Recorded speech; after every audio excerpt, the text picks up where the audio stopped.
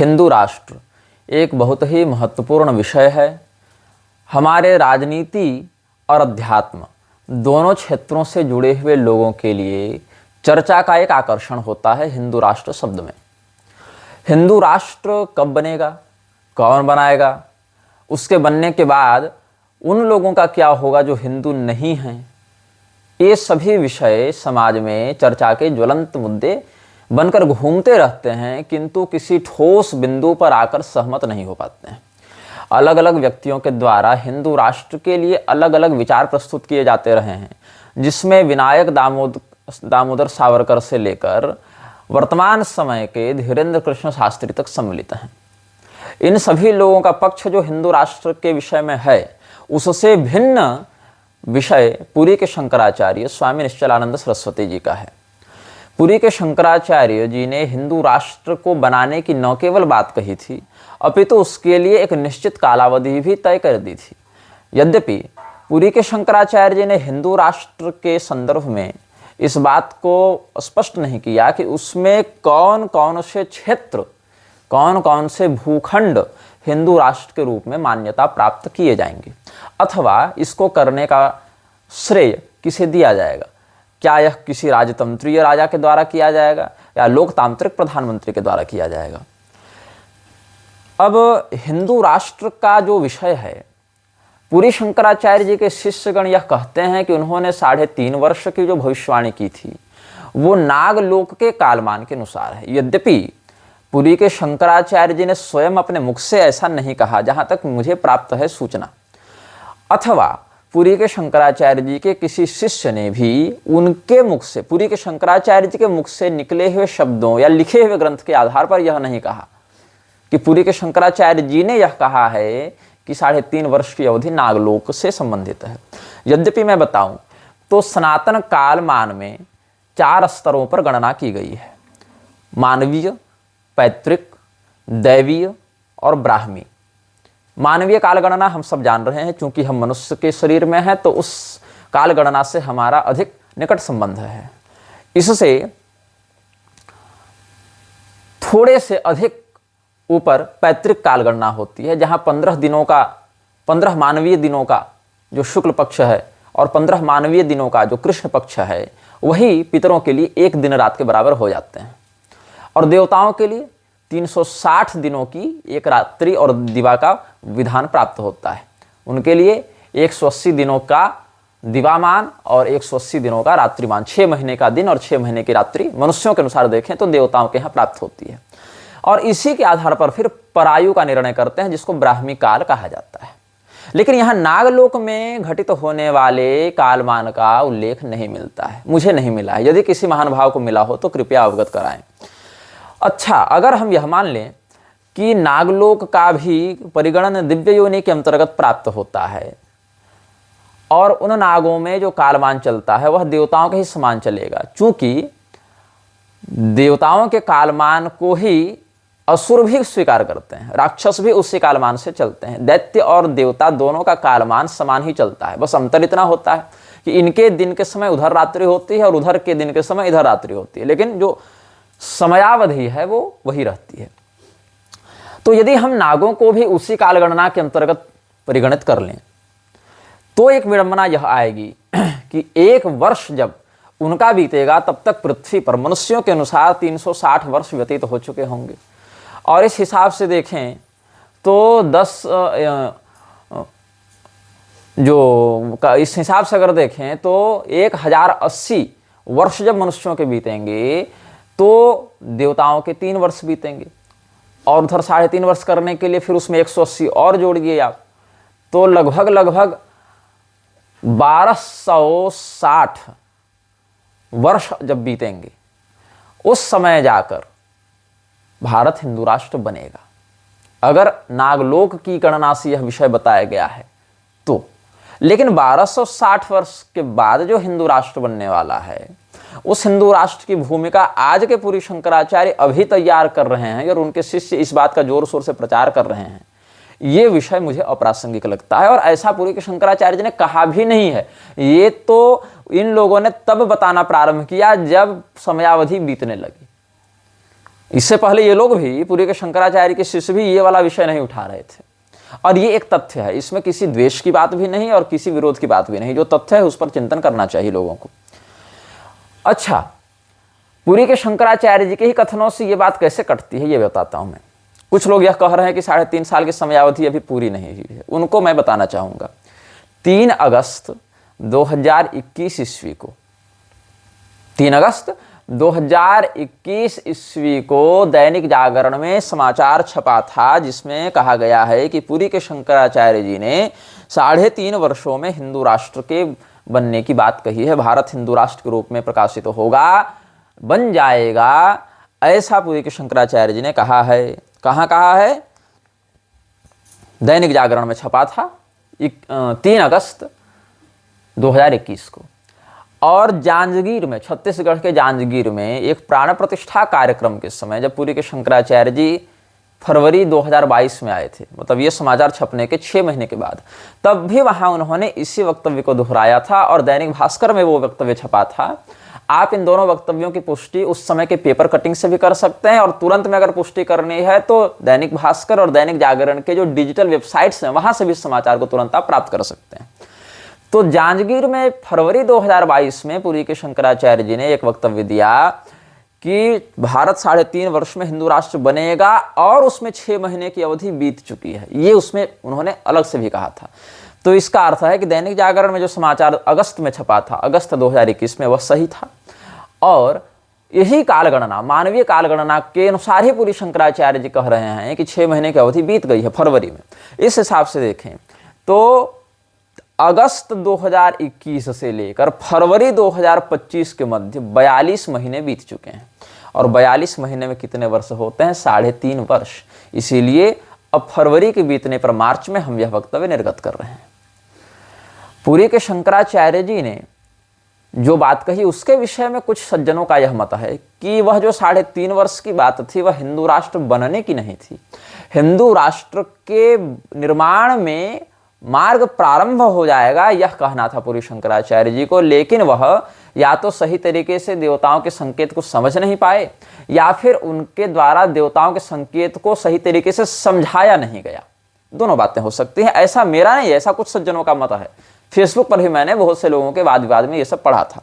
अस्तु, चाहे आप पक्ष चाहे विपक्ष जो भी मान ले, सत्य यह है कि 3.5 वर्ष पूर्व पुरी के शंकराचार्य जी के द्वारा भारत के 3.5 वर्ष की समयावधि में हिंदू राष्ट्र बनने की भविष्यवाणी की गई थी, और यह नहीं हुआ, यह भी एक तथ्य है। ये दोनों बातें तथ्य हैं। इसमें कोई व्यक्ति उनका शिष्य हो तो भी तथ्य नहीं बदलेगा, कोई व्यक्ति उनका शत्रु हो तो भी तथ्य नहीं बदलेगा। अब कुछ लोग यह प्रश्न करते हैं कि जब कलयुग इतना प्रबल है तो भगवान इसका संहार क्यों नहीं कर देते? और हमने म्लेच्छराज श्रृंखला में कलिपुरुष के वंश विस्तार के विषय में बताया, तो यहाँ पर भगवान के पीठ के माध्यम से अधर्म का प्राकट्य, अथवा ब्रह्मा जी के पीठ के माध्यम से अधर्म का प्राकट्य, अधर्म, मृषा, ये सब दंभ, ये सब कलिपुरुष के पूर्वजों में आते हैं। तो इन सभी हिंसा, क्रोधादि का भी वर्णन उसके परिवार में मिलता है। तो इन सभी बातों को भगवान क्यों बढ़ाते हैं? भगवान की इच्छा से ही हो रहा है क्या? चूंकि पुरी के शंकराचार्य जी ने कहा कि ब्रह्मा जी की योजना के ये सब पात्र हैं, सूत्रधार हैं ब्रह्मा जी इन सब बातों के, तो क्यों ऐसा है? क्या भगवान ही इसको बढ़ा रहे हैं? तो फिर भगवान ही खलनायक हो गए ना। तो भगवान ही चाहते हैं कि अधर्म हो, भगवान ही चाहते हैं म्लेच्छराज बढ़े, भगवान ही चाहते हैं कि ये सब हो। क्या ऐसा है? देखो, आप पहले स्थान, दिशा, देश, दिशा, भगवद इच्छा, ईश्वर इच्छा इत्यादि की कार्य प्रणाली को समझिए। ये सब साधारण उत्प्रेरक होते हैं किसी भी कार्य के। जैसे आप यहाँ से पूर्व दिशा की ओर जाकर बलात्कार कर दें, या पूर्व दिशा की ओर जाकर यज्ञ कर दें, उस बात से पूर्व दिशा की उपस्थिति होने के बाद भी पूर्व दिशा पर प्रभाव नहीं पड़ेगा। मतलब पूर्व दिशा वहां साधारण दिशा के रूप में व्याप्त है, और साधारण निमित्त होने के कारण वह पूर्व दिशा शुभाशुभ कर्म से लिप्त नहीं होती। ऐसे ही किसी स्थान विशेष पर आप कोई कार्य कर रहे हैं, तो उस स्थान में यद्यपि संस्कार बीज तो भौतिक रूप से व्याप्त होते हैं तीर्थ में, श्मशान में, अलग अलग स्थानों पर, किंतु उस स्थानाभिमानी तत्व जो हैं वो शुभाशुभ को ग्रहण नहीं करते। मतलब अगर वहाँ आप यज्ञ कर दे रहे हैं तो स्थानाभिमानी देवता को स्वर्ग नहीं मिल जाएगा, या वहां पर अगर आप बलात्कार कर दे रहे हैं तो स्थानाभिमानी तत्व को नरक नहीं मिल जाएगा। ऐसे ही ईश्वर इच्छा भी साधारण निमित्त में आती है। ईश्वर इच्छा भी उस घटना के घटित होने में केवल निमित्त है, न कि उसके शुभाशुभ को भोगती है। ईश्वर इच्छा न उसमें राग पूर्वक उसकी आसक्ति होती है। इसको समझिए।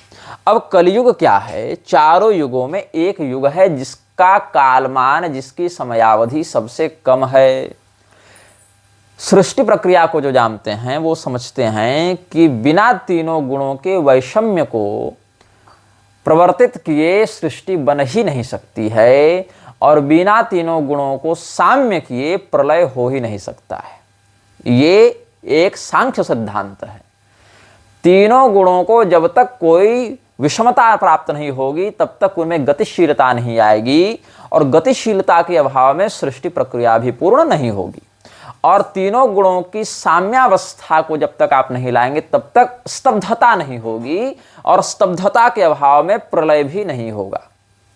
सामान्य हिंदू में इन सब बातों की गति नहीं है, इन सब बातों का विवेक, अध्ययन, अनुभव नहीं है। इसीलिए वो लोग केवल उत्साह के कारण, भावना के वशीभूत होने से कह देते हैं कि फिर ऐसा क्यों, वैसा क्यों। अब आपका शरीर है, आपका शरीर क्या केवल पवित्र तत्वों से बन सकता है? क्या केवल अपवित्र तत्वों से बन सकता है? जैसे मस्तक को उत्तमांग कहा गया है। मस्तक को स्पर्श करके हाथ धोने की अनिवार्यता नहीं है, किंतु लिंग छूकर, गुदा छूकर हाथ धोना चाहिए। एक ही शरीर में दोनों अंग हैं, तो क्या केवल उत्तमांग को या अधमांग को शरीर में रख देने से शरीर के निर्माण की प्रक्रिया पूरी हो जाएगी क्या? अथवा क्या इन समस्त अंगों में से केवल अच्छे या पवित्र कहे जाने वाले अंगों का ही प्रयोग करके हमारे शरीर की सारी क्रियाएं अच्छे तरीके से चल सकती हैं क्या? नहीं चल सकती हैं। वैसे ही सत्य युग में, त्रेता युग में, द्वापर युग में और कलयुग में काल की अनिवार्यता है। इनमें से कोई भी एक युग अगर अपने निश्चित कालावधि से कम होगा या अधिक होगा, या उस कालावधि का लोप कर दिया जाएगा, तो सृष्टि प्रक्रिया विखंडित हो जाएगी, वो आगे ही नहीं बढ़ेगी। ऐसे ही सत्वगुण, रजोगुण, तमोगुण, इनमें से कोई भी एक गुण को यदि हम खंडित कर दें तो सृष्टि प्रक्रिया बढ़ेगी ही नहीं। ऐसे ही ब्राह्मण, क्षत्रिय, वैश्य, शूद्र, अंत्यज, म्लेच्छ किसी भी एक वर्ग को हम पूर्णतया समाप्त कर दें या एकच्छत्र कर दें, तब भी सृष्टि प्रक्रिया आगे नहीं बढ़ेगी, क्योंकि तब कर्म प्रारब्ध भोग का जो चक्र है वही खंडित हो जाएगा। यही कारण है कि प्रकृति में सबका महत्व है, सबकी उपादेयता है, उपयोगिता है। अब प्रकृति में भी मल होता है। जैसे हमारे शरीर में मल है, मल को निकालने के लिए हमारे शरीर में अलग अंग बने हुए हैं, एक प्रक्रिया है, उसमें अपान वायु, गुह्येंद्रिय, आंत इत्यादि का काम होता है। तो हमारे शरीर के क्या ये अंग यद्यपि अपवित्रता को धारण करते हैं, तो भी क्या हम उनको त्याज्य मान सकते हैं? मतलब उनका बहिष्कार करके हम शरीर को पूरा कर पाएंगे? नहीं। और क्या इन समस्त अंगों को धारण करते हुए भी क्या हम मल का समर्थन कर दे रहे हैं? ऐसी बात है। क्या हम मलिन कहलाएंगे? ऐसी बात है। ऐसा भी नहीं है। वैसे ही कलयुग क्या है?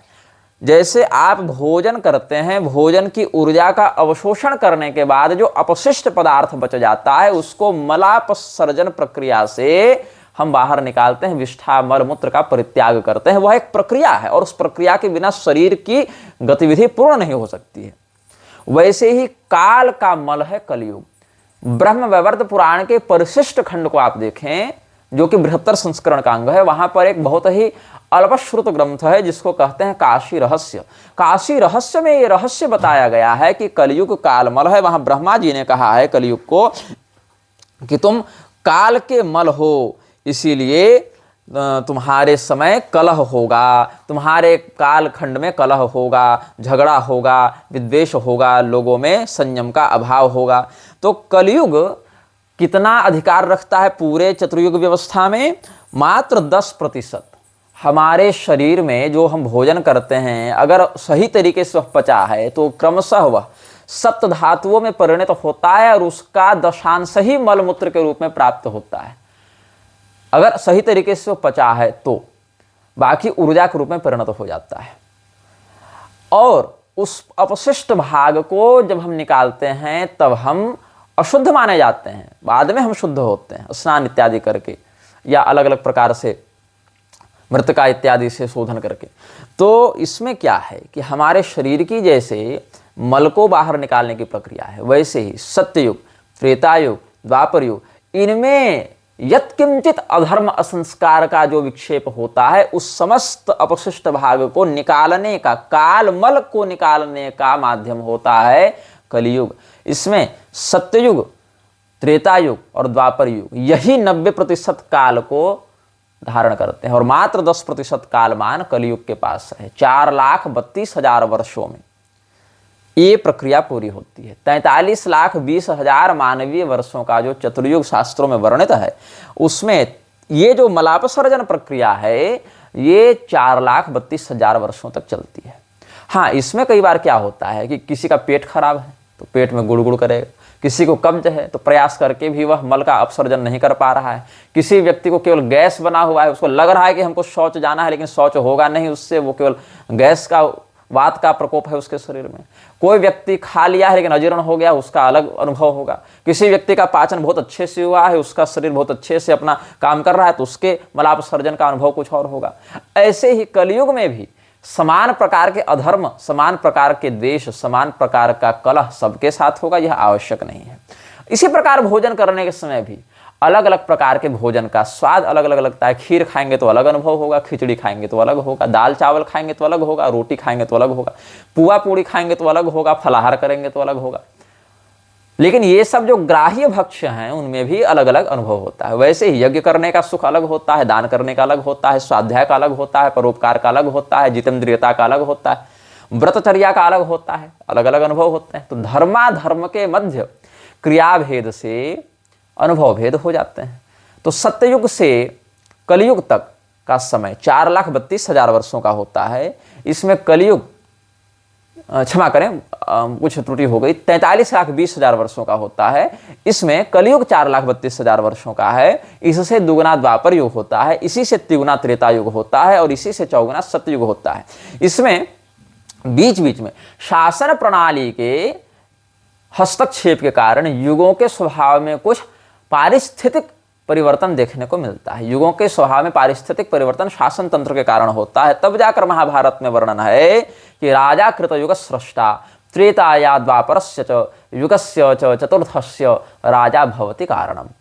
सत्ययुग, त्रेतायुग, द्वापर युग, कलियुग, इन सबों का जो प्रभाव है उसमें कारण कौन है? इस काल का कारण कौन है? राजा ही कारण है। तो राजा इनके प्रभाव को उत्प्रेरित करता है। जैसे आप विज्ञान में कैटलिस्ट पढ़ते हैं ना, उत्प्रेरक पढ़ते हैं, तो राजा क्या करता है? उत्प्रेरणा देता है इन युगों को।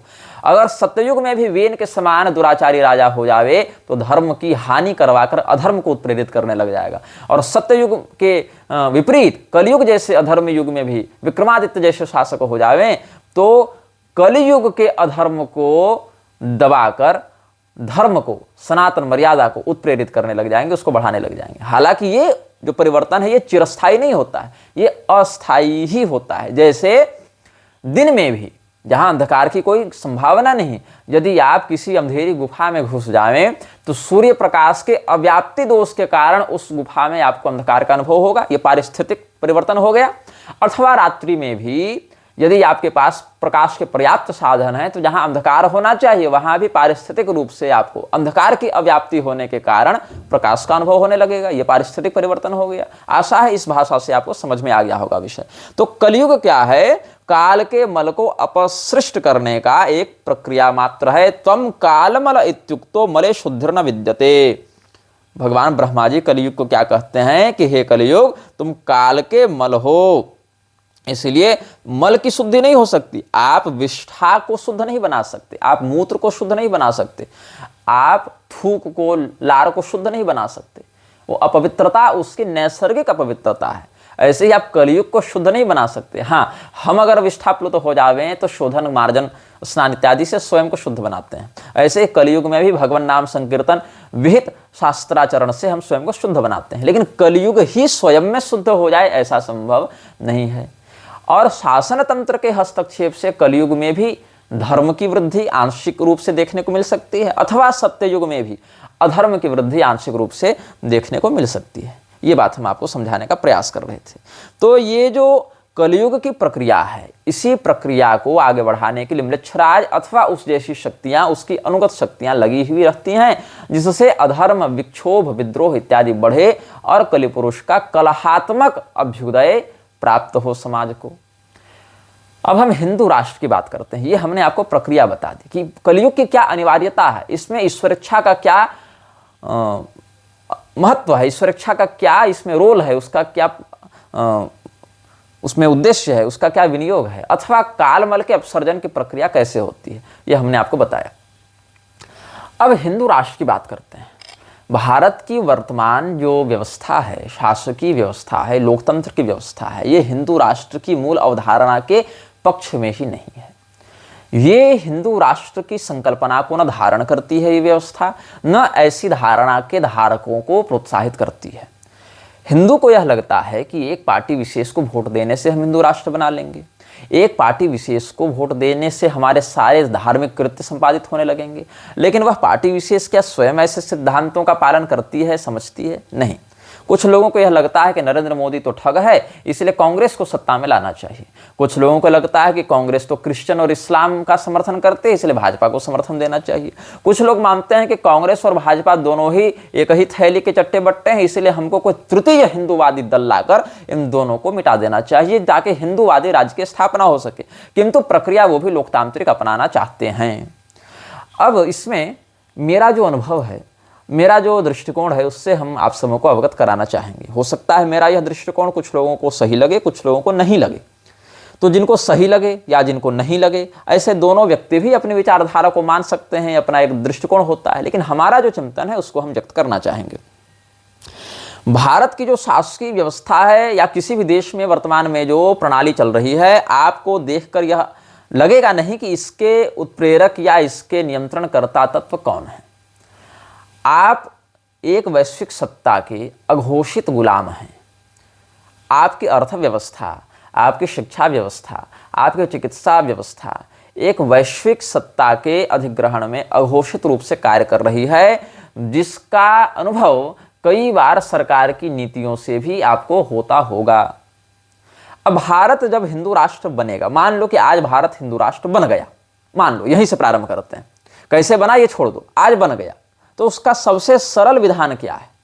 जैसे सांसदों के द्वारा विधेयक पारित करके सेक्युलर शब्द को जोड़ दिया गया संविधान में, वैसे ही सांसदों का बल प्राप्त करके बहुमत के आधार पर हिंदू राष्ट्र शब्द को सेक्युलर शब्द से बदल दिया जाए, सेक्युलर शब्द को हटाकर हिंदू राष्ट्र शब्द कर दिया जाए। ये कागजी बात हो गई।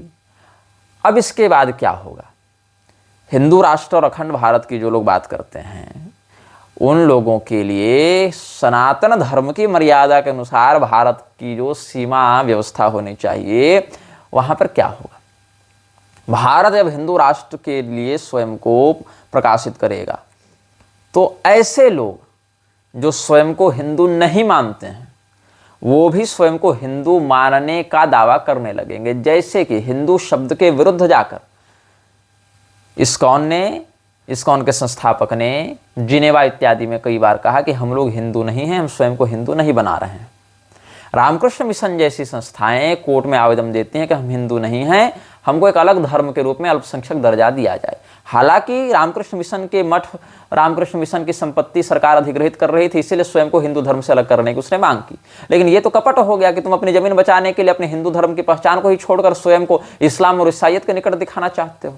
तो इससे सिद्ध होता है कि तुम हमारे पास रहोगे भी तो हमारा तुमसे कोई लाभ होगा नहीं, तुम हमारा अभ्युदय करोगे नहीं। अस्तु। अथवा आर्य समाज जैसी संस्थाएं जो हिंदू शब्द से ही चिढ़ती हैं और हिंदू धर्म के मान्य धर्मशास्त्रों को ही गाली देती हैं, उनको विकृत और प्रक्षिप्त बताते हैं। तो ऐसी संस्थाएं क्या करेंगी? या तो स्वयं को हिंदू मानने लग जाएंगी ताकि जो बहुसंख्यक हिंदू समाज है उसके प्रति सहानुभूति व्यक्त करें और उससे अपना समर्थन प्राप्त करवाएं, अथवा स्वयं को हिंदू धर्म से अलग दिखाकर एक माइनॉरिटी के रूप में भी प्रकाशित कर सकते हैं कि अब तुम हिंदू राष्ट्र बन गए, लेकिन चूंकि हम हिंदू नहीं हैं इसलिए हमको ये विशेषाधिकार यहाँ पर चाहिए। तो बड़ा प्रश्न यह उठता है कि क्या उस जगह पर, उस स्थान पर हिंदू राष्ट्र में गैर हिंदुओं को वही अल्पसंख्यक दर्जा और सुविधाएं प्राप्त होती रहेंगी जो वर्तमान संविधान में है? ये प्रश्न है।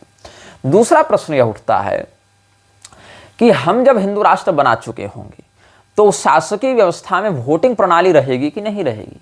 वोटिंग प्रणाली का वर्णन धर्मशास्त्रों में नहीं है, जैसा अभी चल रहा है वैसा तो कम से कम नहीं है। और उस वोटिंग प्रणाली में उन लोगों को वोट देने का अधिकार होगा कि नहीं होगा जो हिंदू नहीं है। अब अगर आर्य समाज, इस्कॉन और रामकृष्ण मिशन जैसे लोग स्वयं को जो हिंदू नहीं मानते हैं, कई बार इनके संस्थापकों ने ही स्वयं को हिंदू नहीं माना है, तो इन हिंदू गैर हिंदू की अगर ये पहचान लेंगे तो क्या इनको वोटिंग का अधिकार मिलेगा कि नहीं मिलेगा। अगर इनको वोटिंग का अधिकार मिलेगा तो इस्लामी और ईसाई लोगों को क्या वोटिंग का अधिकार मिलेगा कि नहीं मिलेगा। और अगर मिलेगा तो वो हिंदू राष्ट्र के तुम्हारे सिद्धांत के समर्थन में क्यों वोट डालेंगे। और अगर तुम्हारे समर्थन में ही वोट नहीं डालेंगे तो तुम्हारी सरकार भी नहीं रहेगी, तो फिर से वही व्यवस्था आ जाएगी जो अभी चल रही है। और अगर इनको वोटिंग का अधिकार नहीं दिया जाएगा तो इस्कॉन, रामकृष्ण मिशन, आर्य समाज वाले फिर से स्वयं को हिंदू घोषित करना प्रारंभ कर लेंगे, जो कि इनके ही संस्थापकों के विचारधारा के विरुद्ध हो जाएगा। तो ये अवसरवादिता के अतिरिक्त कुछ नहीं, इससे राष्ट्र का विकास तो होगा नहीं। ये तो पार्टी बदलकर, दल बदलकर अपना स्वार्थ सिद्ध करने की बात हो गई। और ऐसी स्थिति में जब वो हिंदू स्वयं को मानेंगे और हिंदू राष्ट्र के समर्थक सरकार को वोट भी देंगे, क्योंकि गैर हिंदू रहेंगे तो वोटिंग का अधिकार नहीं मिलेगा, तो अगर वोटिंग का अधिकार प्राप्त करने के लिए स्वयं को वे हिंदू मान लेते हैं तो उनके वोट से बनी हुई जो सरकार है वो कहीं ना कहीं इस्कॉन के सिद्धांतों के तुष्टिकरण में भी लगी रहेगी। ईसाइयत के सिद्धांतों के अनुसार जो रामकृष्ण मिशन की बातें हैं, जो जीसस की पूजा कर रहे हैं ये लोग, या योगदास सत्संग हो गए या आर्य समाज वाले हो गए जो पुराणों को प्रमाण नहीं मानते, उनके वोट पर भी आश्रित होना पड़ेगा उसको। तो क्या इन लोगों के द्वारा दबाव डालकर हमारे जो मान्य धर्मशास्त्र हैं उनको ही हिंदूवादी सरकार, हिंदू राष्ट्र की सरकार के द्वारा ही अमान्य करवाया जाएगा? यह भी एक बड़ा प्रश्न है। तो अगर हम सीमा विस्तार की बात करें, आप सबसे सुरक्षित देश किसको मानते हैं? मेरे दृष्टिकोण से अभी वर्तमान में वैश्विक राजनीति में जो दक्षिण एशियाई देश हैं उनमें भूटान की स्थिति बहुत अच्छी है, प्राकृतिक रूप से भी और सुरक्षा के दृष्टिकोण से भी। क्योंकि भूटान को अगर कोई हराना चाहता है, कोई जीतना चाहता है या कोई गुलाम बनाना चाहता है तो उसको या तो भारत को हराना पड़ेगा या तो चीन को हराना पड़ेगा।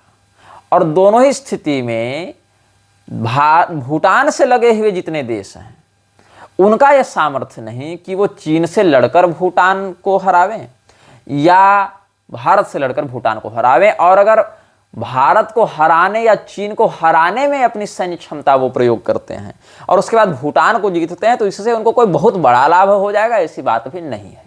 तो कुल मिलाकर सबसे सुरक्षित स्थिति में अभी कौन है? भूटान। और भूटान में राजतंत्र अभी चाहे जिस रूप में हो लेकिन विद्यमान है। पहले तो 20 साल पहले नेपाल में भी था, लेकिन नेपाल में राजतंत्र को समाप्त करने में भारत की खुफिया एजेंसी रॉ का भी बहुत बड़ा हाथ बताया जाता है। अब नेपाल की जो सरकार है उसकी पिछले 10 सालों से भारत के विरुद्ध नीतियां देखने को मिली हैं।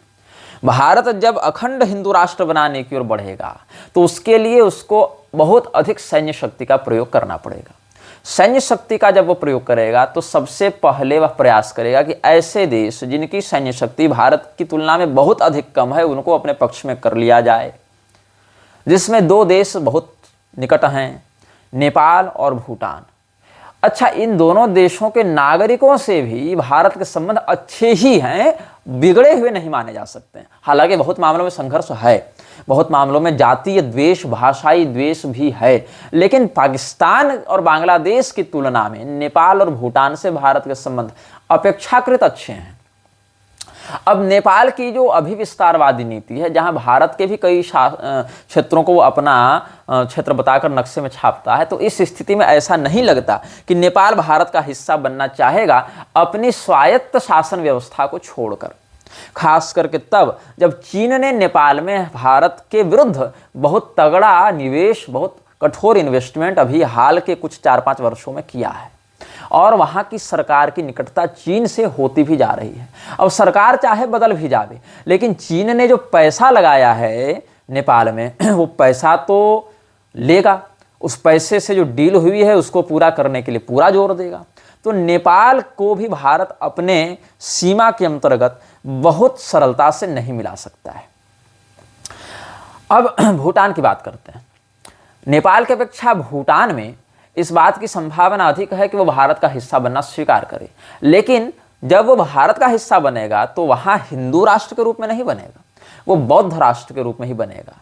और बने बनाए निर्विवाद, निर्विरोध, सुरक्षित राजतंत्र को छोड़कर भारत जैसे देश में मिलना, जहां अल्पसंख्यक तुष्टीकरण के चक्कर में क्या कुछ नहीं कर दिया जा रहा है, जहां की आंतरिक सुरक्षा व्यवस्था भी बहुत अधिक दयनीय और जहां भ्रष्टाचार चरम पर है, ऐसे देश में सम्मिलित होना भूटान के राजा को कोई विवेकपूर्ण निर्णय तात्कालिक परिस्थितियों में तो कम से कम नहीं लगेगा। तो भूटान के राजा को भी भारत में मिलने पर कोई अधिक लाभ नहीं देखने को मिल सकता है। हाँ, ये अवश्य हो सकता है कि भूटान के राजा ये कह सकते हैं कि हम भारत के विरुद्ध कोई गतिविधि नहीं करेंगे और भारत के प्रति मैत्रीपूर्ण व्यवहार करेंगे, लेकिन अपनी स्वायत्त सत्ता को सुरक्षित रखते हुए, ये हो सकता है। लेकिन भारत के साथ अपने पूर्ण अस्तित्व को मिला देना भूटान के राजा को स्वीकार वर्तमान परिस्थितियों में तो कम से कम नहीं होगा। अब हम बात करते हैं दक्षिण की ओर, श्रीलंका की ओर। श्रीलंका भी बौद्ध बहुसंख्यक देश होने के कारण भारत के प्रति हिंदूवादी विचारधारा के अनुरूप व्यवहार करने का पक्षधर नहीं है, विशेष करके उस परिस्थिति में जब श्रीलंका में भी चीन ने बहुत तगड़ा निवेश किया है, सामरिक रूप से भी और व्यापारिक रूप से भी, और श्रीलंका के कई ठिकानों को तो लीज पर ले रखा है चीन ने। तो उन समस्त निवेशीय समझौतों को तोड़कर भारतीय व्यवस्था में अपने सत्ता को सौंपना श्रीलंका की सरकार के लिए भी रुचिकर विषय नहीं होगा। ये सब जो वास्तविक चुनौतियां हैं, उस पर जियोपॉलिटिकली चर्चा कर रहे हैं। ये नहीं कि तुमने वोट दे दिया भाजपा को और भाजपा ने हिंदू राष्ट्र बना दिया। अब क्या होगा? अब भारत अपने पूर्व और पश्चिम के दो प्रधान देशों से भिड़ सकता है, जिसमें एक है पाकिस्तान और एक है बांग्लादेश। अब बांग्लादेश भारत के प्रति तेवर बहुत तगड़ा दिखा रहा है और भारत की सरकार जो कि शेर की खाल में कुत्ते का काम कर रही है। जैसे कोई कुत्ता शेर की खाल पहन ले तो वह शेर नहीं बन जाता, शेरू रहता है। तो शेर की खाल में शेरू वाला काम भारत की सरकार बांग्लादेश के प्रति कर रही है। पाकिस्तान के प्रति भी इसका यही रवैया रहा है और विज्ञापनों के माध्यम से स्वयं को बहुत तगड़ी सरकार के रूप में, निर्णय के रूप में दिखाती रही है। सरकार को यह सुनकर बुरा लग सकता है, लेकिन सरकार को यदि बुरा लग रहा है तो इसमें तथ्य पर बात की जा रही है, आक्षेप नहीं किया जा रहा है। जो तथ्य है उस पर बर्ताव किया जा रहा है कि पाकिस्तान की सरकार और बांग्लादेश की सरकार भारत के विरुद्ध जब कोई निर्णय लेती है या वहां के हिंदुओं पर जो अत्याचार करती है तो भारत की सरकार का गला तुरंत बैठ जाता है। भारत की सरकार कह देती है पड़ोसी देश का मामला है, हम क्या कर सकते हैं। लेकिन उसी समय बहुत दृढ़ व्यापारिक समझौते करते हुए एक दूसरे के देशों के नेताओं को पुरस्कार और सम्मान देने से भी भारत की सरकार बाज नहीं आती है। अब पाकिस्तान से अगर भारत युद्ध करता है तो पाकिस्तान भारत पर परमाणु हमला करेगा, इसमें कोई संदेह नहीं है, क्योंकि पाकिस्तान के यहाँ सांस्कृतिक रूप से ही भारत में घृणा, भारत के प्रति घृणा फैलाई जाती है। छोटे छोटे बच्चों को भी बचपन से इसी बात के लिए तैयार किया जाता है कि तुम्हारा एकमात्र लक्ष्य, तुम्हारा जो है इकलौता मकसद भारत को तबाह करना है। और यही विचारधारा पाकिस्तान से सटे हुए अफगानिस्तान की तालिबान सरकार की भी है, यही विचारधारा बांग्लादेश की भी है और यही विचारधारा भारत में रहने वाले मुसलमानों की भी है, जिनकी इस विचारधारा को छिपाकर हिंदुओं को मूर्ख बनाते हुए सरकार सर्वधर्म समभाव और विश्व बंधुत्व भारतीय एकता का जो पोंगा ढोल है उसको पीटते रहती है, जिसमें कोई तथ्य नहीं है, ताकि हिंदू अपने आप सामने, मतलब तुम्हारे सामने खतरा है लेकिन तुम इस खतरे से आंख मोड़ लो, ये भारत सरकार चाहती है बस, क्योंकि उसको वोट चाहिए। अब भारत की सरकार अगर उस समय हिंदूवादी बन चुकी है, मान लो कि हिंदू राष्ट्र की घोषणा हो गई है, तो सरकार सदैव के लिए तो रहेगी नहीं। सरकार तो 5 साल के लिए बनेगी, 5 साल के बाद फिर चुनाव होगा। तो क्या उस चुनाव में उस सरकार को पुनः बहुमत प्राप्त होगा इस व्यवस्था में? इसकी कोई गारंटी नहीं है। और अगर बहुमत प्राप्त होकर दोबारा सरकार न बना पाएंगे, इस आशंका के कारण पहले ही वो लोग सीमा विस्तार में लग गए, तो ऐसे युद्धों का निर्णय 6 महीना साल भर में नहीं होता है। ऐसे युद्धों में फिर रूस कूदेगा, अमेरिका भी कूदेगा, जैसा कि पहले भी ये लोग कर चुके हैं। और उस समय भारत के प्राकृतिक संसाधनों पर उनकी बहुत तगड़ी दृष्टि होगी। साथ ही भारत के जिन देशों से व्यापारिक समझौते हैं, फॉरेक्स एक्सचेंज हो रहे हैं, और भारत के जिन देशों से कर्ज का लेन देन हुआ है, जिनको भारत ने कर्ज दिया है या जहां से भारत ने लाखों करोड़ों डॉलर्स का, बिलियंस ऑफ डॉलर्स का कर्ज लिया है, उन देशों का भी भारत के ऊपर दबाव बनेगा वैश्विक स्तर पर। और तब भारत चौतरफा दबाव आर्थिक और युद्ध की दृष्टि से झेलेगा। अब भारत पाकिस्तान पर हमला करेगा, पाकिस्तान अगर भारत पर परमाणु हमला करता है तो भी क्षेत्र विस्तार के दृष्टिकोण से देखें या उन्नत तकनीक के दृष्टिकोण से देखें तो भारत की सैन्य क्षमता पाकिस्तान से तो तगड़ी है। तो पाकिस्तान के परमाणु हमले के बाद भी भारत को क्षतिग्रस्त माना जाएगा, लेकिन पराजित नहीं माना जाएगा। और क्षेत्रगत दृष्टिकोण से देखें तो भारत के आक्रमण को पाकिस्तान बहुत दिन तक संभाल नहीं पाएगा, क्योंकि भारत की अपेक्षा उनकी आर्थिक स्थिति भी खराब है और उनकी सैन्य क्षमता भी अपेक्षाकृत कमजोर है। अब भारत ने पाकिस्तान पर आक्रमण किया मान लो, तो पाकिस्तान के समर्थन में ईरान अवश्य आएगा। यद्यपि दोनों में आपस में नहीं बनती है, लेकिन उस समय ईरान अवश्य आएगा, क्योंकि जो देश हैं इस्लामिक संगठन के, जो 52 देशों का एसोसिएशन है इनका, या जो OIC कॉरपोरेशन इन लोगों का है, या जो ये सब इस्लामिक नेटवर्क चलाते हैं, उसका एक वैश्विक दबाव भारत पर पड़ेगा। और चीन इत्यादि देश भी जो पाकिस्तान में अलग अलग माध्यमों से निवेश कर रहे हैं, वो भी पाकिस्तान का समर्थन करेंगे। अब मान लो कि उस समय चीन ने नहीं किया समर्थन, तो भारत वहां विजयी होकर वहां के लोगों को संपूर्णतया मार तो नहीं सकता है, 20 करोड़ लोगों को तो मारेगा नहीं उस समय। अगर 20 करोड़ लोगों को मारने पर चला जाएगा तो इसको कल्चरल जेनोसाइड का नाम देकर विश्व युद्ध छिड़ जाएगा। यह भी संभव नहीं है तात्कालिक परिस्थितियों में। और अगर वहां के लोगों को अपने अंदर मिला लेता है तो तुरंत भारत में गृह युद्ध तुरंत ही छिड़ जाएगा। ऐसे तो पाकिस्तान पर आक्रमण करने के साथ ही गृह युद्ध छिड़ने की संभावना हो जाएगी, लेकिन अगर सीमा को अपने अंदर मिला लिया तो वहां के लोग तो बिना किसी रोक टोक के भारत में घुसकर और भारत में तुरंत तख्ता पलट करने का विचार करेंगे। और बांग्लादेश के साथ युद्ध करने पर भी भारत की विजय तो हो जाएगी, अगर बाहरी किसी शक्ति ने बांग्लादेश का साथ नहीं दिया तो। लेकिन वही दोष यहां भी लग जाएगा कि भारत वहां के सारे लोगों को मारेगा नहीं और उन मुसलमानों को अपने यहां बिना किसी रोक टोक के जब सम्मिलित करेगा तो फिर से भारत में हिंदुवादी सरकार खतरे में पड़ जाएगी। ये एक वास्तविक फैक्ट है। और अगर कदाचित मान लो कि भारत ने ये सब कुछ समाप्त कर दिया, तब फिर भारत का सीधा संघर्ष होगा चीन से, क्योंकि चीन भारत को एक उभरते हुए खतरे के रूप में आज भी देख रहा है, पहले भी देख रहा था। और ऐसी स्थिति में भारत के चौतरफा विस्तार के कारण चीन तुरंत ही भारत को मर्दित करने का प्रयास करेगा। और भारत में तब तक जितने युद्ध के कारण आर्थिक क्षति और सैन्य क्षति हो चुकी होगी, उसमें भारत की थकी हुई स्थिति का लाभ लेकर चीन वहां पर भारत पर हावी होने का प्रयास करेगा। और इस परिणाम में भारत को विजय प्राप्त होनी बड़ी संदिग्ध होगी, यह एक तथ्य है। भारत की सैन्य क्षमता के विषय में हमने बताया, उत्साह से नहीं, केवल भावना में बढ़कर नहीं, तथ्यात्मक बातों पर भी चिंतन करें। अब भारत की आंतरिक स्थिति की हम बात करते हैं। भारत में जितने भी हिंदू मंदिर हैं, मठ हैं, वो सरकार अपने अधिग्रहण में ले रखी है, लेकिन सरकार कभी भी इस्लाम और क्रिश्चियनिटी या सिख इत्यादि या बौद्ध जैन इत्यादि के मंदिरों पर अधिग्रहण करना नहीं चाहती है। तो सरकार स्वयं हिंदू विरोधी नीतियों पर चलती है। दूसरा, हमारे देश का एक बहुत बड़ा वर्ग सामाजिक विद्वेष से पहले से जकड़ा हुआ है। जातीय विद्वेष चरम पर है। ब्राह्मण और शूद्र की बात नहीं कर रहा हूं, ब्राह्मण में भी जातीय विद्वेष भरपूर है, शूद्र और शूद्र में जातीय विद्वेष भरपूर है, क्षत्रियों में भी जातीय विद्वेष भरपूर है, वैश्यों में भी जातीय विद्वेष भरपूर है। हाँ, ब्राह्मण में अधिक है, शूद्र में अधिक है, क्षत्रिय और वैश्य में कुछ कम है, लेकिन ब्राह्मणों में जातीय विद्वेष आपस में बहुत अधिक है और शूद्रों में भी जातीय विद्वेष आपस में बहुत अधिक है। और उस स्थिति में चारों वर्णों को एक साथ लाने के लिए जो धर्मशास्त्र हमारे पास उपलब्ध हैं, उन धर्मशास्त्रों को प्रक्षिप्त बताकर, विकृत बताकर, अप्रामाणिक बताकर लोगों को भ्रमित करने के लिए भी बहुत सी संस्थाएं पहले से तैयार हैं।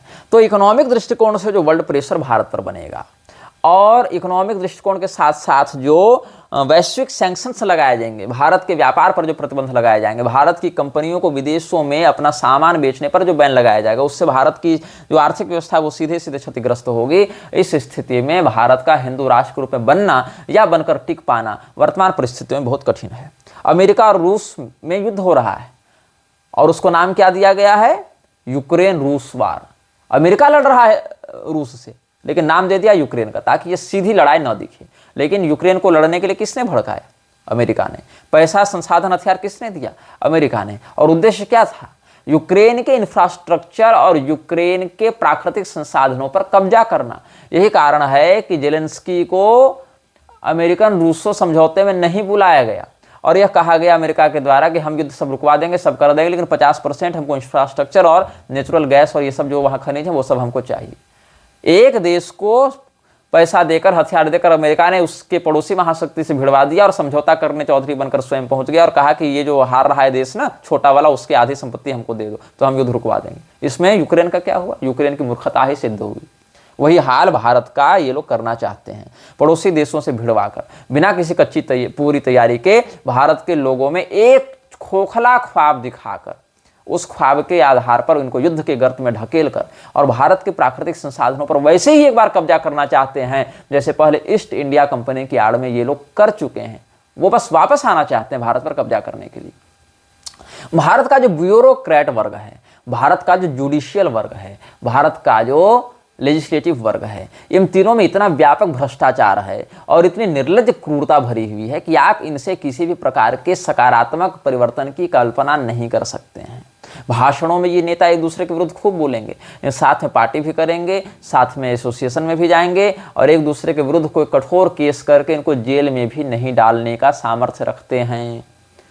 इनके समर्थक आपस में लड़कर आपस में बटे रहेंगे, लेकिन नेताओं में आपस में झगड़े नहीं होते। नेता आपस में एक दूसरे को जेल में नहीं भेज रहे हैं। बताओ, मोदी सरकार ने कांग्रेस पर कितने आरोप लगाए थे, लेकिन कांग्रेस के विरुद्ध 12 वर्षों से सत्ता में रहने के बाद ही मोदी सरकार ने कांग्रेस के कितने प्रधान नेताओं को जेल में भेजा या कौन से आरोपों को सिद्ध करके उनको दंडित किया?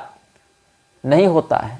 क्योंकि अगर ऐसा होगा तो ये अघोषित जो लोकतांत्रिक समझौता है कि तुम मेरा साथ दो हम तेरा साथ देंगे, मिलकर जनता को लूटेंगे, ये सारी व्यवस्था ही चौपट हो जाएगी। यहाँ तो हिंदुओं में ये हाल हो गया है, मुझे पता चला, विद्या भास्कर स्वामी जी बता रहे थे कि कुछ वैष्णव तो गंगा जी में स्नान नहीं करना चाहते, ये कहकर कि गंगा जी तो शिव जी की जटा से आई है ना, इसीलिए हम गंगा जल में स्नान नहीं करेंगे। ये हाल हिंदुओं का चल रहा है। उधर लिंगायत वाले, वीरशैव वाले स्वयं को अलग धर्म की घोषणा करवा के मांग किए हुए हैं, जबकि शैवागमों में वर्णाश्रम व्यवस्था को वैदिक मर्यादा के अनुरूप और तांत्रिक मर्यादा के अनुरूप समन्वित करके व्यवस्थित करके वर्णित किया गया है। लेकिन उनको धर्मशास्त्र नहीं पढ़ने, उनको अपनी परंपरा नहीं माननी, उनको केवल एक पॉलिटिकल एजेंडा को चलाना है। तो यही हाल सर्वत्र दिखता जा रहा है। जो हमारे सनातनी मंदिर हैं उनकी व्यवस्था सरकार के हाथ में, उनको भयंकर रूप से खुलेआम डकैती करके लूटा जा रहा है। जो हमारी वर्ण व्यवस्था है, सांस्कृतिक व्यवस्था है, उसको खुलेआम मर्दित किया जा रहा है, कभी एनजीओ बाजी के नाम पर, कभी समाज के नाम पर, कभी कानून के नाम पर। जो जुडिशियल माफिया है उसका एकमात्र लक्ष्य सनातन धर्म की मर्यादा को मटियामेट करके पूरे देश को यौन रूप से मनोरोगी बना देना है। सुप्रीम कोर्ट, हाई कोर्ट के आप कानूनों को पढ़ें, निर्णयों को पढ़ें, जो पार्लियामेंट है उसके द्वारा पास किए जा रहे कानूनों को पढ़ें, तो आप देखेंगे पूरे देश को एक यौन मनोरोगी देश के रूप में स्थापित करने के लिए प्रयासरत हैं। ऐसी स्थिति में जब देश का युवा ड्रग एडिक्ट हो चुका है, पॉर्न एडिक्ट हो चुका है, तो हिंदू राष्ट्र क्या केवल किसी पार्टी विशेष को वोट देने से बन जाएगा या किसी नारे को लगा देने से कि हाँ 3.5 साल में हम हिंदू राष्ट्र बना देंगे वो बन जाएगा? नहीं बन सकता है। अगर आप कदाचित जोड़ तोड़ करके 400-500 सांसदों को अपने प्रभाव में रखकर बना भी देते हैं तो वो टिक नहीं पाएगा, तत्काल गृह युद्ध हो जाएगा। और उस गृह युद्ध के लिए हिंदुओं के पास क्या तैयारी है? हिंदू का घर तो वो घर है जहां समय पर नाखून काटने के लिए एक नेल कटर खोजना हो तो 10 ड्रॉवर निकालना पड़ता है, 10 घर में पूछना पड़ता है कि भाई नेल कटर कहाँ रख दिए थे, परसों ही तो हम देखे थे वहां रखा हुआ था। और मुसलमानों के घर में 4 लोग रहेंगे तो 40 हथियार मिल जाएंगे तुमको, छोटे बड़े मिलाकर। ये हालत तथ्य है, फैक्ट है। जमीन को कब्जा करने के लिए चर्च मिशनरीज और वक्फ बोर्ड लगा ही हुआ है, और हथियारों को सप्लाई करने के लिए क्रिश्चियन मिशनरीज नक्सलवादियों को प्रमोट करके, वामपंथियों को प्रमोट करके और वक्फ बोर्ड जिहाद को प्रमोट करके मदरसों के माध्यम से लगा ही हुआ है। हिंदुओं के पास ऐसी कोई तैयारी नहीं है, हिंदुओं के पास ऐसी कोई मानसिकता भी नहीं है, विचारधारा भी नहीं है। हिंदू 1 लाख की भीड़ लेकर ट्रॉफी वर्ल्ड कप का जुलूस निकालने के लिए आ जाएगा, लेकिन हिंदू गौरक्षा के लिए 1 लाख का समूह बनाकर नहीं आ सकता है सशस्त्र आंदोलन करने के लिए, क्योंकि उसको लगता है कि हमने तो मोदी जी को वोट दे दिया है ना, मोदी जी सब देख लेंगे। और मोदी जी नहीं देखेंगे तो फिर आदित्यनाथ देखेंगे, और आदित्यनाथ भी नहीं देखेंगे तो फिर भविष्य में कोई और देख लेगा। लेकिन ये नहीं हो पाएगा। भारत का मुसलमान तत्काल गृह युद्ध करेगा, जिसका समय समय पर वो परीक्षण और शक्ति प्रदर्शन करता भी रहता है। और हमारे जो मूर्ख नेता हैं वो संयोग नहीं प्रयोग का नारा देने के बाद, बटेंगे तो कटेंगे नारा देने के बाद भी अल्पसंख्यक आयोग को भी भंग नहीं कर पाते, वक्फ बोर्ड को भी भंग नहीं कर पाते। वक्फ बोर्ड को भंग नहीं कर पाने के पीछे तर्क ये देते हैं कि हमको पर्याप्त ईमेल प्राप्त नहीं हुआ, हिंदू लोगों ने ईमेल नहीं दिया। क्या वक्फ बोर्ड बनाने के लिए हिंदुओं ने ईमेल दिया था? तो वक्फ बोर्ड हटाने के लिए तुमको हिंदुओं का ईमेल क्यों चाहिए? क्योंकि तुम बनाना नहीं चाहते, करना नहीं चाहते। ये जितने भी आरएसएस के लोग हैं ये लोग भी हिंदू राष्ट्र नहीं बनाना चाहते। इसीलिए तो मोहन भागवत ने आज कह दिया ना कुछ दिन पहले कि भारत तो अखंड ही है, हिंदू राष्ट्र ही है, बस लकीरें खिंच गई हैं। और ये लोग तो ये भी कहते हैं कि इस्लाम के बिना हिंदुत्व अधूरा है।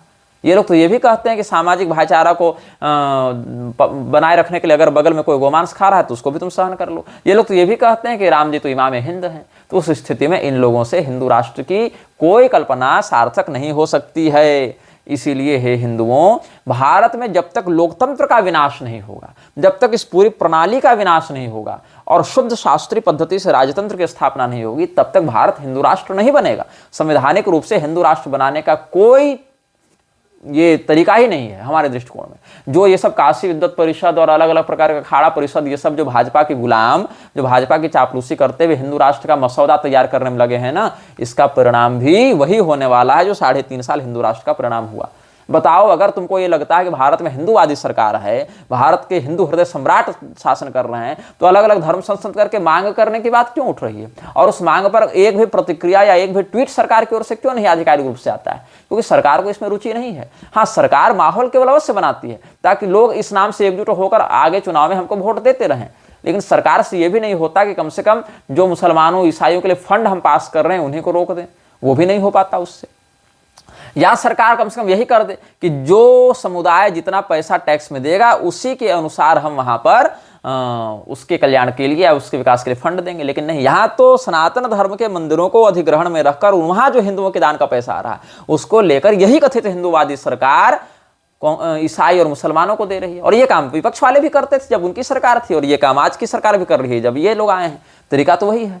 ये हिंदुओं के मंदिरों को रेवेन्यू जनरेटिंग मशीन बनाकर प्रयोग कर रहे हैं, और वहां से भी भारत से ब्राह्मणों को मार काट कर सनातन धर्म के मान्य संप्रदायों को विनष्ट करने का ही उद्घोष करते रहते हैं।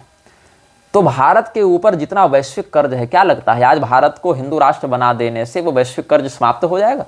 क्या विश्व भर की जो जितनी CIA, मोसाद और ये जो MI6 और चीन इत्यादि के जो खुफिया एजेंसियां भारत में अपनी सेटिंग करके बैठी हैं, एक आंतरिक कलह को वैश्विक स्तर पर ले जाने के लिए वर्षों से षड्यंत्र कर रही हैं, दशकों से पॉलिटिक्स में षड्यंत्र कर रही हैं, यहाँ की जुडिशियल माफिया में घुसी हुई हैं, यहाँ की एडमिनिस्ट्रेटिव माफिया में घुसी हुई हैं, क्या वो सब सीधे सीधे तुम्हारी बात मान लेंगी? क्या तुम्हें हिंदू राष्ट्र बनाने दे देंगी? तुमको क्या लगता है घर में बैठकर फेसबुक यूट्यूब चलाकर नारेबाजी कर दोगे, जय गुरुदेव कर दोगे तो हिंदू राष्ट्र बना लोगे तुम लोग? आंखें खोलो, थोड़ा जियोपॉलिटिकली चीजों को देखना प्रारंभ करो। अच्छा, तुम क्या करोगे? संविधान में संशोधन करवाओगे ना? कितना संशोधन करवा लोगे? कितने सांसद? 542 सांसद से करवाओगे ना? अधिक से अधिक 542 सांसद को खरीदने के लिए कितना पैसा चाहिए जी? 10,000 करोड़। 10,000 करोड़ देना जॉर्ज सोरोस के लिए बड़ी बात है, इलॉन मस्क के लिए बड़ी बात है। 10,000 करोड़ रुपया वैश्विक सत्ताओं के लिए देना क्या है? सुबह लघुशंका करके ना 10,000 करोड़ रुपया फ्लश करके उसको बहा देंगे ये लोग, और भारत की पूरी संसद बिक जाएगी 10,000 करोड़ में। एक नया संविधान पैदा हो जाएगा 10,000 करोड़ में। 10,000 करोड़ क्या होता है वैश्विक अर्थव्यवस्था के दृष्टिकोण से? क्या होता है 10,000 करोड़? कुछ नहीं होता है। यहां तो एक एक दिन में शेयर मार्केट में 2 लाख 3 लाख करोड़ डूब कर समाप्त हो जाते हैं। एक सांसद को खरीदने के लिए कितना रुपया चाहिए? 100 करोड़, 200 करोड़, 500 करोड़, 1000 करोड़। और धमकाने के लिए कितना चाहिए? कुछ नहीं चाहिए।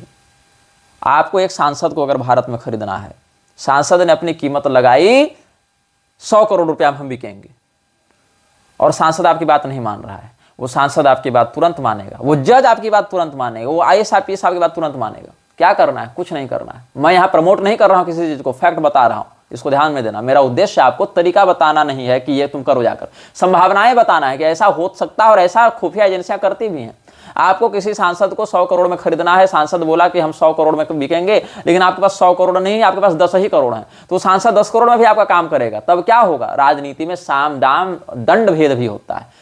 साम दाम से काम न चले तो दंड भेद को अपनाना पड़ता है। गुंडों की कोई कमी नहीं है। अफीम, चरसी, गंजेड़ी गुंडे बेरोजगार घूम रहे हैं अपने ड्रग की आदतों को पूरा करने के लिए।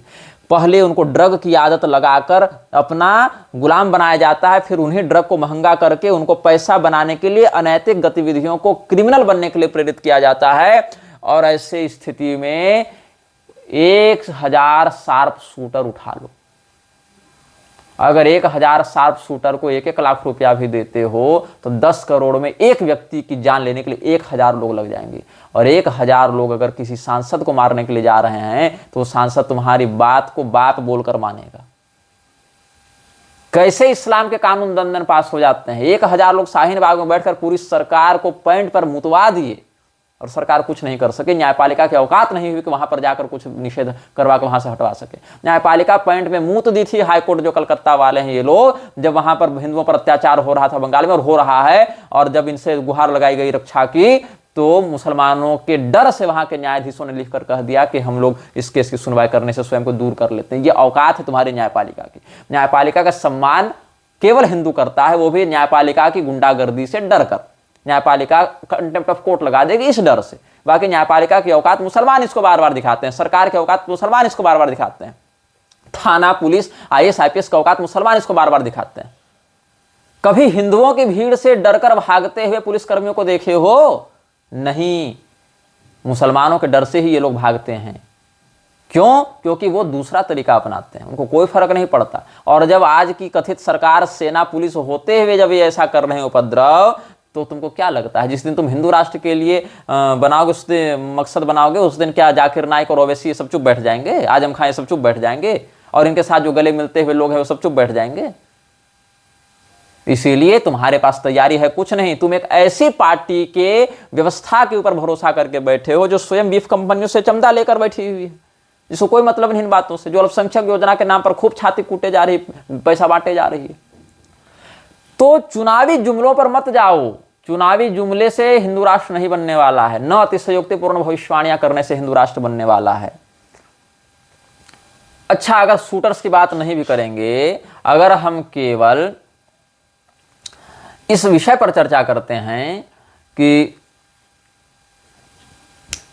सांसदों को खरीद कर हिंदू राष्ट्र बनाया जाएगा, तो सांसदों को 500 सांसद हैं, प्रत्येक सांसद को खरीदने के लिए अगर आप 100-100 करोड़ देते हैं बहुमत कराने के लिए, तो 100-100 करोड़ में और जजों को भी मिला दें तो 1 लाख करोड़ पर्याप्त हैं। सारे जज को खरीद लो सुप्रीम कोर्ट, और कितने में बिकेंगे? 100 करोड़, 200 करोड़, 300 करोड़ खरीद लो। सांसदों को खरीद लो, 1 लाख करोड़ पर्याप्त है। 1 लाख करोड़ अगर कहीं पर देकर पूरे देश के संविधान को अपने अनुरूप बदला जा सकता है, तो वैश्विक शक्तियां ऐसा क्यों नहीं करेंगे? वो अभी भी कर ही रहे हैं। ये तुमको बस वो सब बातें पता नहीं चलती। पनामा पेपर लीक्स इत्यादि कभी कभी होते हैं तो कुछ बातें पता चलती हैं। विकीलीक्स के जूलियन असांजे जैसे लोग कभी कभी कुछ कुछ बता देते हैं तो बातें समझ में आती हैं। लेकिन किसी भी भारत के संविधान को, पूरे भारत को अपने कंट्रोल में लेने के लिए 1 लाख करोड़ पर्याप्त है, पर्याप्त से अधिक है। बल्कि भारत इतना सस्ता बिकेगा ना, भारत की जो मानसिकता है, भारत के नेताओं की, भारत के अधिकारियों की, भारत के जो कथित निर्णयालय में बैठे हैं इन लोगों की जो मानसिकता है, 1 लाख करोड़ पूरा भारत बिकने में के लिए तैयार है। अंग्रेज बहुत बड़ी अक्षौहिणी सेना लेकर नहीं आए थे, 200-300 लेकर लोग आए थे ये लोग, और पूरे भारत को 250 वर्षों तक रौंद कर गए ये लोग। तो ये मत सोचो कि भारत बहुत महंगा बिकेगा और भारत प्रतिरोध करेगा, कुछ नहीं। सेना क्या प्रतिरोध करेगी? न्यायपालिका के पास तो जाएगी ना, क्योंकि भारत की सेना में तो विद्रोह की मानसिकता है नहीं। और जो न्यायपालिका है जो किस प्रकार के निर्णय देती है, मृत शरीर के साथ संभोग करना कानून में अपराध नहीं, ये इस प्रकार का जो निर्णय देती है, तो ऐसा अपराध जोड़ो, या फिर कहो कि अपराध है, इसको कानून बनाया जाए। इतना सामान्य विवेक जिसमें नहीं है, जो सही में आंखों पट्टी बांध कर बैठे हुए हैं लोग, और जिनके राज्य में केवल धनाढ़ व्यक्ति और संपन्न व्यक्ति ही शौकिया क्राइम करते हैं ताकि कानून को बार बार लज्जित किया जा सके। कानून केवल उन्हीं लोगों के साथ है जो स्वयं अपना न्याय स्वयं से कर सकते हैं। बाकी अगर स्वयं से तुम न्याय करने की औकात नहीं रखते हो तो कानून का तुम्हारे पास कोई महत्व नहीं। कानून की नजर में तुम कुछ नहीं, तुम एक चलता फिरता टैक्स भरने वाला एक रोबोट हो। कानून के लिए तुम्हारी और कोई उपयोगिता नहीं है। तो सांसद खरीद लिए गए और न्यायपालिका खरीद ली गई, और जो ब्यूरोक्रेट्स हैं उसमें भी कुछ मेन पदों पर बैठे हुए लोग खरीद लिए गए। पूरा संविधान तुम बदल सकते हो। और अगर ये नहीं होगा तो फिर शाहीन बाग जैसे कुछ संगठित आतंकवादी संगठनों का आश्रय लेकर ध्वजा दोहन करके खरीद सकते हो। यही औकात है ना सरकार की, कि लाल किला में चढ़ के तिरंगा उठाकर फेंक दिया इन लोगों ने और सरकार कुछ नहीं कर सकी। ये होता है बल। 1000 लोग के सामने सरकार कुछ नहीं कर सकती है, क्योंकि नियत नहीं है, औकात नहीं है, सामर्थ्य नहीं है। और यही होगा हिंदू राष्ट्र के लिए जब विधेयक पारित किया जाएगा तब। यही कारण है 12 साल से हिंदू हृदय सम्राट की छवि अपने चापलूसों के मध्य बनाया बैठा व्यक्ति भी हिंदू राष्ट्र शब्द के विषय में कुछ नहीं बोल सकता है। और ना ये लोग रामभद्राचार्य, बागेश्वर धाम, अवधेशानंद, मलुक पीठ वाले जैसे लोग, या भाजपा का समर्थन करके भाजपा के पक्ष में वोट डालने की बात करने वाले राघवाचार्य और विद्या भास्कर स्वामी जी जैसे लोग, यह कह सकते हैं कि अगर इतने समय के अंतर्गत भाजपा ने यह काम नहीं किया तो हम भाजपा का सार्वजनिक विरोध करना आरंभ कर देंगे और अगले सरकार को वोट नहीं देंगे या इस प्रकार से करेंगे। क्योंकि तुरंत फिर अगर ये लोग ऐसा कहेंगे तो इनको कांग्रेसी, देशद्रोही और ये सब घोषित कर दिया जाएगा। इनको इतना ट्रोल किया जाएगा कि मानसिक रूप से प्रताड़ित होकर इन विषयों पर सदैव के लिए मौन साध लेंगे। ये झेल नहीं पाएंगे इतने अंधभक्तों के मार को। हर पार्टी के पास ऐसे विवेकहीन गुलाम बने होते हैं जो कि सदैव अपने मालिक को ही सही साबित करने के लिए लगे रहते हैं। सेलिब्रिटी वर्शिपिंग चल रही है ना, संप्रदाय में भी यही चल रहा है। जो मलुक पीठ का चेला है वो आंख मूंद करके मलुक पीठ का साथ देने के लिए तैयार है, चाहे इसके आगे पीछे कोई संसार में कुछ हो चाहे न हो। प्रेमानंद का चेला वही करने में लगा है, पूरी पीठाधीश्वर का चेला वही करने में लगा है, बागेश्वर धाम के समर्थक वही करने में लगे हैं। रामभद्राचार्य के चेले के लिए रामभद्राचार्य से बड़ा कोई विद्वान ही नहीं है। तो ये जो सेलिब्रिटी वर्शिपिंग चल रही है ना, सेलिब्रिटी वर्शिपिंग के कारण क्या होता है कि कूप मंडूकता आ जाती है। और कूप मंडूकता के कारण क्या होता है कि जब आप इन्हीं के इन लोगों में कोई दोष दिखाना चाहेंगे तो वो देखना नहीं चाहेंगे, और जब देखना नहीं चाहेंगे तो अपनी कल्पना के आधार पर तथ्यों को मरोड़ने का प्रयास करते हैं। तो इस अनुसार से तो जो पूरी शंकराचार्य जी के अनन्य भक्त हैं उनको मान लेना चाहिए कि भारत हिंदू राष्ट्र बन गया है, और पूरी शंकराचार्य जी को कहना चाहिए कि अब भारत के अब नए हिंदू राष्ट्र के शासक का अभिषेक कर दें और उसी के आधार पर चलाए गए डॉक्यूमेंट्स और करेंसी और ये सब का हम प्रयोग करेंगे। लेकिन वो भी नहीं करेंगे ये लोग। बस हमारे गुरु जी के खिलाफ कुछ मत बोलो। अरे फैक्ट्स को कब तक तुम छिपाओगे? जब तुम्हारे घर में माथा काटने के लिए आतंकवादी घुस जाएंगे तब छिपाओगे, तब स्वीकार करोगे। तो शांति काल नहीं है युद्ध काल ही। लेकिन अभी जब तक कुछ संभावनाएं हैं तब तक स्वयं को सामरिक रूप से, आर्थिक रूप से तगड़ा बनाओ। 1-1 लाख का फोन लेकर घूम सकते हो, लेकिन सुरक्षा के लिए 1000 रुपया इन्वेस्ट करने का तुम्हारे पास सामर्थ्य नहीं है। ये हिंदुओं की मानसिकता हो गई। हिंदू संघर्ष बोध ही भूल चुका है। हिंदू का पूरा समय सनातन धर्म के जो स्तंभ हैं, धर्मशास्त्र को, वर्णाश्रम व्यवस्था को, उसको मटियामेट करके मृक्षों के काम को सरल बनाने में जा रहा है। जियोपॉलिटिक्स की कोई समझ न हिंदुओं में है, न हिंदुओं के धर्म गुरुओं में है, न हिंदुओं के नेताओं में है। हिंदू के नेता जो हैं वो स्वयं को सुपर हीरो समझते हैं। मीम बनाए चल रहे हैं, मैं हिंदू राष्ट्र बना दूंगा, क्या तुम मेरा साथ दोगे? तो फेसबुक पर लाइक और कमेंट किया जा रहा है, अगर हाँ तो लाइक करो, अगर हाँ तो कमेंट करो। मैंने ये कानून ला दिया लेकिन कोई मुझे लाइक नहीं करता, फेसबुक पर दिख रहा है। ये इस प्रकार से ये लोग जियोपॉलिटिक्स से लड़ने चल रहे हैं। ये हाल है हिंदुओं का, ये तैयारी है हिंदुओं की। और हिंदू हाँ जय हर हर महादेव की जगह हर हर मोदी के नारे लगा रहे हैं। ये हाल हो गया है। अपने नेताओं के ऊपर प्रश्न करना सीखो, शासन व्यवस्था से प्रश्न करना सीखो, गलत को गलत कहना, सही को सही कहना सीखो। नहीं सीखोगे तो तुम्हारा अंत बहुत बुरा होने वाला है, बहुत भयंकर, बहुत दुर्दांत समय सामने आने वाला है। तुमको ये लगता है कि निग्रहाचार्य इस्लामी और ईसाई लोगों के विरुद्ध नहीं बोलते, हम बोलते हैं, तुम सुन नहीं पाते हो। और तुमको लगता है हम संतों की निंदा करते हैं। नहीं, हम मुसलमानों से गले मिलने वाले, मुसलमानों के समर्थन में कानून बनाने वाले सरकार के चापलूसों का भी विरोध करते हैं, जिनको तुम संत, धर्मगुरु, महात्मा, तत्वज्ञानी, सन्यासी मान बैठे हो। तुम्हारी बुद्धि इतनी कुंठित हो गई है कि तुम अपने कथित इन सेलिब्रिटीज के अलावा किसी और विषय पर न सुनने का धैर्य रखते हो, न सामर्थ्य रखते हो। तुम्हारा हृदय इतना कमजोर है कि तुम इन बातों को सुनने का ही सामर्थ्य नहीं रखते। सोचने की बात तो बहुत दूर है, सोचोगे तो तब ना जब चिंतन करने के लिए बैठोगे। भारत के हिंदू राष्ट्र बनने में सबसे बड़ा जो अवरोध है वह है लोकतंत्र। जब तक यह लोकतंत्र भारत में इस प्रणाली पर रहेगा, जब तक सरकार का अस्तित्व, शासकों का अस्तित्व वोट बैंक पर आश्रित रहेगा, तब तक भारत हिंदू राष्ट्र नहीं बनेगा। भारत को हिंदू राष्ट्र बनाने के लिए जो प्राथमिक कदम है वह है वोट बैंक के ऊपर से सरकार का आश्रित होने की स्थिति को ही हटाना। वोट बैंक पर जो सरकार अपने अस्तित्व के लिए आश्रित है वो व्यवस्था समाप्त हो। आजीविका व्यक्ति की अपने हाथ में हो। सरकार आजीविका देने के लिए नहीं होती है। आजीविका तुमको जो कुलगत वर्णगत प्राप्त है उस आजीविका को अपने हाथ में रखो। सेल्फ एम्प्लॉयड बनना सीखो पहले।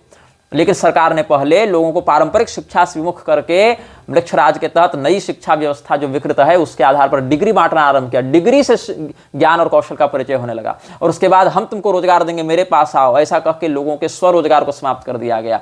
और उसके बाद लोगों की आर्थिक व्यवस्था, लोगों के खान पान की व्यवस्था, लोगों की शिक्षा व्यवस्था, लोगों के मनोरंजन तक की व्यवस्था पर कंट्रोल कर लिया। और वही सब परोसा जाने लगा जिससे सनातन कमजोर हो। जब तक हिंदू स्वकुल धर्मानुसार आजीविका को अपने हाथ में नहीं रखेगा, सरकार पर से तुम्हारी आजीविका का आश्रय समाप्त हो। यदि तुम रोटी खाने के लिए सरकार की ओर देखोगे और सरकार अपने अस्तित्व के लिए वोट बैंक की ओर देखोगे, तो तुम्हारी हर एक रोटी तभी तुमको मिलेगी जब कोई ईसाई या कोई मुसलमान उस रोटी के लिए हस्ताक्षर करेगा। वो ईसाई, वो मुसलमान जब तक, या वो जो गैर सनातनी है, सनातन विरोधी, वो जब तक सरकार को वोट नहीं देगा, सरकार उसके वोट के बिना अपने अस्तित्व में नहीं आ पाएगी। और सरकार जब तक तुमको सैलरी नहीं देगी, जब तक तुमको रोजगार नहीं देगी, तब तक तुम रोटी नहीं खा पाओगे। ये तुम्हारी औकात है। इसीलिए अपनी रोटी अपने हाथ में रखो। सरकार की ओर से जब तक तुम्हारा आश्रित होना समाप्त नहीं होगा, इसलिए मुफ्त में अनाज बांट रही है ना, ताकि तुमको कमजोर किया जा सके। अब सरकार, जब तक सरकार से अपने रसोई के चंगुल को हटाओ। जब तक तुम अपने रोजगार को सरकार के हाथ से हटाकर अपने हाथ में नहीं लेते और सरकार का अस्तित्व वोट बैंक से नहीं हटकर अपने ऊपर स्वायत्त रूप से आता है, तब तक भारत हिंदू राष्ट्र नहीं बनेगा। भारत तभी हिंदू राष्ट्र बनेगा जिस दिन लोकतंत्र की चिता जलेगी और राजतंत्र का ध्वज फहराएगा। यदि तुम लोकतांत्रिक प्रणाली से ही हिंदू राष्ट्र बनाने के पक्षधर हो, तो इसमें यह विडंबना आएगी कि लोकतांत्रिक सरकार सदैव इस्लाम और ईसाइयत की ओर अपने अस्तित्व के लिए देखेगी और उनको प्रसन्न करने के लिए उनके अनुकूल नियम बनाएगी, उनके अनुकूल कानून बनाएगी। और जब ये इतने अधिक संख्या में पहुंच जाएंगे कि तुम्हारे वोट देने या न देने से सरकार के अस्तित्व को कोई प्रभाव नहीं पड़ता, तब ये भारत को इस्लामी राष्ट्र के रूप में प्रकाशित कर देंगे। और जब इस्लामी राष्ट्र के रूप में घोषित कर देंगे, इनके गजवा ए हिंद का सपना भी साकार हो जाएगा। उस स्थिति में पाकिस्तान और बांग्लादेश के साथ स्वयं को सांस्कृतिक रूप से जोड़कर ये लोग हिंदुओं पर वही अत्याचार करना यहाँ पर संवैधानिक रूप से प्रारंभ कर देंगे जो बांग्लादेश और पाकिस्तान में आज हो रहा है। यहाँ तो अभी अघोषित रूप से कर रहे हैं ना, असंवैधानिक रूप से कर रहे हैं कथित रूप से, लेकिन फिर इसको संवैधानिक मान्यता देकर करेंगे। और फिर भारत का हिंदू जो लोकतंत्र का समर्थन कर रहा था, संविधान से देश चलता है, मनमानी से नहीं चलेगा, ये सब जो नारेबाजी भी कर रहे हो नालायकों, उस समय देख लेना कि तुम्हारी संविधान की क्या औकात है। और जैसे अफगानिस्तान से ये सारे जज लोग भागे थे ना अपनी जान बचा बचा कर, जज साहब क्या करेंगे, कहेंगे न्यायपालिका का अपमान कर रहे हो, तुमको जेल में डाल दिया जाएगा। लेकिन इस जज की औकात उस दिन दिखेगी जब ये अपनी गद्दी छोड़कर भागेगा मुसलमान आतंकवादियों के डर से, जैसे कलकत्ता में भाग रहे थे ना ये लोग, और जैसे अफगानिस्तान में भाग रहे थे, उस समय इनको पता चलेगा। हालांकि ये स्थिति आने में भी समय है, लेकिन हिंदू जब तक पद में रहता है तब तक वो नशे में रहता है। नेता बन गया तो नशे में आ गया, जज बन गया नशे में आ गया, अरे सबके बाप हम हैं। आईएएस आईपीएस बन गया तो अपने घर के दूसरे बेरोजगार लोगों से बात नहीं करना चाहता। हिंदू इतना नशे में है कि वो देख नहीं पा रहा है कि सामने क्या भविष्य है।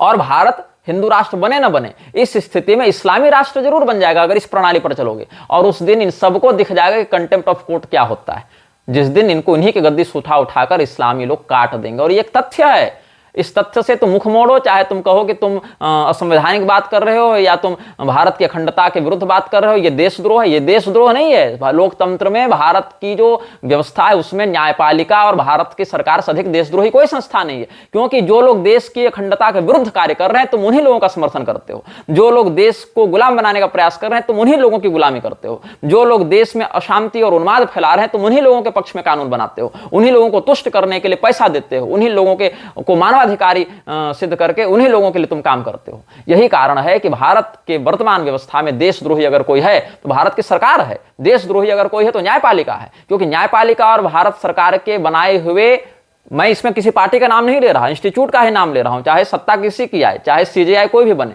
लेकिन उसकी मोनोपोली यही रहती है कि हम उन्हीं प्रकार के कानूनों को या उन्हीं प्रकार के निर्णयों को जनता पर थोपें, विशेष करके हिंदुओं के ऊपर, जिससे भारत में आतंकवाद को बढ़ाने वाली जो संस्थाएं हैं वो प्रोन्नत हों, वो विकसित हों। ये इंटरनल सिंडिकेट जो है कार्टल्स का वो चल रहा होता है।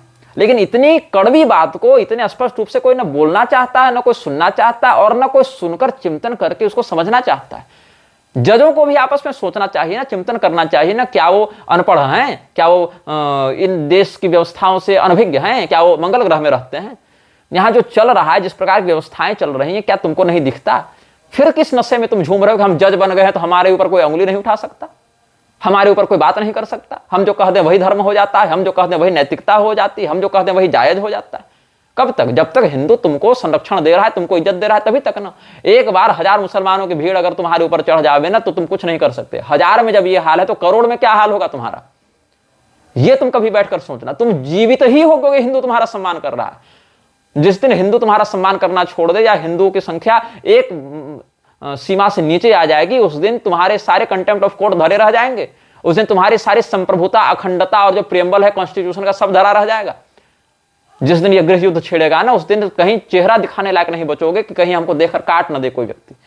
जो पाकिस्तान में हो रहा है, हो चुका है, बांग्लादेश में हो रहा है, हो चुका है। बाकी कागजी बात रही तो भारत का जो विभाजन किया गया था वो भी इसी शर्त पर किया गया था कि सभी देशों के अल्पसंख्यक सुरक्षित रहेंगे। कागजी समझौता तो यही होता है। संविधान का है, पिपड़ी बजाओगे ना पेपर लेकर कि हाँ देखो यही लिखा था, मानने वाला मानेगा तब ना। इसलिए जब तक तुम्हारा जीवन बचा है, जब तक तुम्हारा सम्मान कुछ बचा है, पीठ पीछे तो नहीं है लेकिन सब कलो मुंह के सामने जितना बचा है, तभी तक तैयारी करके कुछ ठोस व्यवस्था पर लागू करो। और जो ये विदेशियों के द्वारा पोषित कार्टल है, सिंडिकेट है, माफिया है, या तो उसके विरुद्ध काम करना शुरू करो। सामाजिक रूप से एकत्रित होना, सामाजिक रूप से एकजुट होना, भारत को उसके वास्तविक प्राचीन गौरव में पुनः पहुंचाने के लिए अग्रसर होना तैयार करो। अन्यथा तुम्हारा वही हाल होगा जो हाल पाकिस्तान में हो रहा है, बांग्लादेश में हो रहा है, बंगाल में, केरल में, कश्मीर में, उत्तर प्रदेश के कई इलाकों में, दक्षिण भारत में कई स्थानों पर हो रहा है। और ये तब व्यापक रूप से, संवैधानिक रूप से होगा, विथ गन एंड विथ गोली, दोनों होगा। बुलेट्स के साथ भी होगा, गन्स के साथ भी होगा, मिसाइल्स के साथ भी होगा। तब तुम ये नहीं कर सकते कि हमारे पास इतनी बड़ी फौज है, हमारे पास इतना बड़ा संविधान है। संविधान एक कागज का टुकड़ा है, वो खड़ा होकर किसी व्यक्ति को न रोटी दे सकता है, न किसी व्यक्ति की जान बचा सकता है। उसके लिए हाथ पैर वाला शरीर चाहिए, आत्मबल चाहिए, कर्मठ व्यक्ति चाहिए। और जितने कर्मठ व्यक्ति ऐसा करना चाहते हैं, जितने हिंदूवादी संस्थाएं आगे आना चाहती हैं, एक और जो मुसलमानों और ईसाइयों का छद्म संगठन है, शूडो हिंदू जो हैं, वो आरएसएस वाले दबाते हैं, दूसरी ओर नेता दबाते हैं, और बीच में न्यायपालिका स्वयं को सबका बाप बनाकर बैठी ही हुई है, ताकि हिंदू न कभी प्रतिरोध कर सके, न कभी संघर्ष कर सके, और अगर कभी कुछ करना चाहे तो उसको देशद्रोही कहकर, भारत में एकता, अखंडता और भाईचारे को तोड़ने वाला बताकर उसको दबाया जा सके। जब तक मुसलमान इतने हावी न हो जाएं कि गृह युद्ध छेड़कर इन नेता, मंत्री, अधिकारियों का मर्डर करना, इनकी हत्या करना आरंभ कर दें।